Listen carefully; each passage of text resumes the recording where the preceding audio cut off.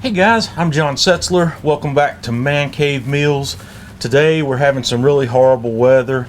I'm not grilling anything, but we're going to cold smoke some cheese, and I'm going to introduce you to the Easy Smoker Tubes cold smoke generators. So let's get started. These are the Easy Smoker Tubes cold smoke generators. They come in two models. There's a 12-inch model and a 6-inch model. And these are open on the end, and what you do is you fill these up with pellets, the same kind of pellets you use in a pellet smoker, and you light it up, and these things smolder and generate what's called cold smoke for quite a while. This 6-inch one will give you cold smoke for about 2 hours. The 12-inch one will give you smoke for about 4 hours. The advantages of using these things are just like it says, it's for cold smoke. It's when you want to apply smoke to something without applying a lot of heat. And in today's case, we're going to be on the extreme edge of that, where we're going to smoke cheese, and we need to keep the temperature down cool enough to where it doesn't melt or sweat the cheese too badly during the process. So I'm going to show you what one of these things looks like burning. To light one of these things up, all you do is you fill it up with your pellets, and then I use a propane torch, or you can use a small butane torch, and you just light the end of it. And with this torch, I give it about 20 or 30 seconds. And once it's lit like that, you just leave it lit and let the flame go for a couple of minutes. And once that's been going for 2 or 3 minutes, I'm going to blow it out, and then that thing will smolder for hours. And once your cold smoker is lit, it will burn just like that for hours, producing a good bit of smoke without producing much heat at all. So today I'm going to cold smoke in my Kamado Joe Classic grill. I've taken the charcoal out, and I've set the cold smoker tube down in the bottom of the firebox. So I'm going to set my heat deflectors on top of that. That just provides a further barrier from any heat. And then I'm going to set my grill grates on top of that, which is where we'll set the cheese. I'm going to leave the top and the bottom vents fully open on this grill because we want the maximum airflow possible through here to keep it cool.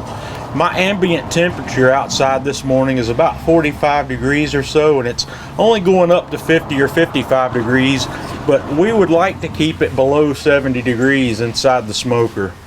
Okay, today I'm going to smoke some sharp cheddar and some Monterey Jack. So I've got these cut down into about 4-ounce blocks. I've got them set in here, and I've got my temperature probe right here in the middle, so we can kind of keep an eye on the inside temperature of the grill, and we're going to monitor the outside temperature as well. And like I said, I'm going to leave the top and bottom vents fully open on my grill for maximum airflow. And I'm also going to slightly prop the dome lid open here. I've got my ash rake tool, and I'm just going to lay it over here on the side where when I close the dome lid, it won't close completely. So we have the top vent fully open, as is the bottom vent. And I have the dome lid propped open slightly as well to allow plenty of airflow through there. And we're going to use the ThermoWorks signals to monitor the inside and outside grill temp, just for fun, to see that there shouldn't be a whole lot of difference here in the inside and outside while I've got the dome cracked open like that, but we should also get plenty of smoke. Okay guys, we're about 2.5 hours in, and the inside temperature in my Kamado Joe Classic is about 84. It's a little warmer than I would normally like it, but that's okay. So let's have a look at the cheese. This cheese is definitely taking on some color.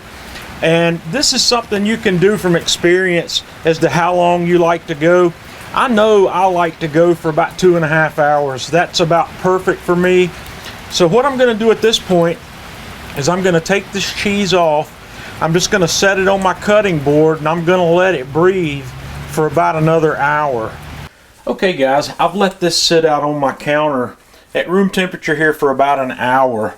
I like to do that to kind of let this breathe because this has a really fairly heavy smoke aroma at this point. Now for those of you who have not cold smoked cheese before, this is not ready to eat. This has to sit and age for a while. If you tasted this right now, it would taste like a dirty ashtray.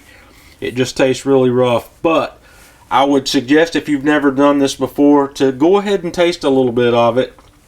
And what I do next is I vacuum seal this and put this in the refrigerator. And I personally won't touch any of this inside of 4 to 6 weeks. I like to let mine age at least that long. I think 6 weeks is probably a sweet spot on this. But give this a try. These Easy Smoker tubes are real easy to use to generate this kind of cold smoke. And you'll never buy smoked cheese again after you've done this. So until next time, this is John Setzler with Man Cave Meals.